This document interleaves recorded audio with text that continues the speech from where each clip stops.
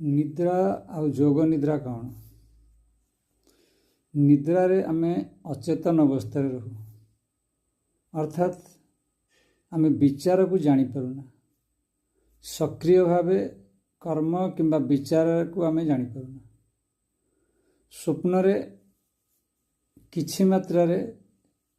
निष्क्रियता थाए हमर अल्प मात्रा रे सक्रियता थाए तेणु आमे सूक्ष्म रे विचार रे भ्रमण करू अर्थात कर्म रे भ्रमण करू सूक्ष्म अवस्था रे ता होछि स्वप्न किंतु पूर्ण सक्रियता सहित आमे ताकू धरि पारुना या होछि स्वप्न अवस्था। मात्र जोग निद्रा अवस्था याठार भिन्न सेथिरे आमे अचेतन अवस्था रे रहूना आमे पूर्ण सचेतन अवस्था रे रहू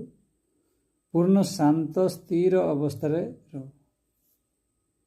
सेथिरे सही अवस्था रे संपूर्ण विश्वर सृष्टि एवं प्रलय भी हुए अर्थात संपूर्ण विचार सृष्टि और प्रलय मध्य सही अवस्था हुए आमे केवल द्रष्टा हिसाब से रहू आमे प्रभावित हो न था तेणु आमको विचार बोझ आम उपर आसेना कर्मर बोझ मध्य आम उपरको आसेना सबकिछि घटना घटी चली थाए आमे नीरव द्रष्टा हिसाब से शांत भाव स्थिर भाव केवल ताकू अनुभव करथा यह होछि जोग निद्रार अवस्था। ये जोग निद्रा अवस्था बाकी जिनस सृष्टि होछि अर्थात हमर जागृत अवस्था स्वप्न अवस्था एवं सुसुप्ति वा निद्रा अवस्था